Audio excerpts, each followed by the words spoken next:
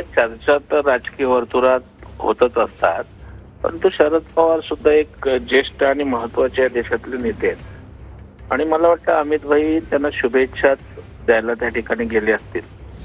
आणि आता दोन मोठे राजकीय नेते एकत्र आल्यावर त्या ठिकाणी राजकीय चर्चा होऊ शकते. पण मला वाटतं मोदी साहेबांनी पवार साहेबांचा वारंवार गौरव केला आहे.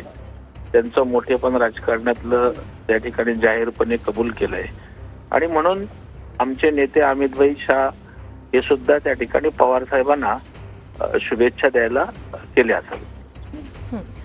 प्रवीणजी, काही वेळापूर्वी संजय शिरसाट यांनी देखील प्रतिक्रिया दिली की जाणकार असं म्हणतात की अजित पवार आणि शरद पवार आता पुन्हा एकत्र येणार आहेत.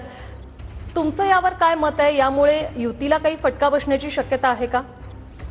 नाही, युतीला फटका बसणार नाही. उलट पक्ष युती आणखी भक्कम होईल, युतीचा फायदाच होईल.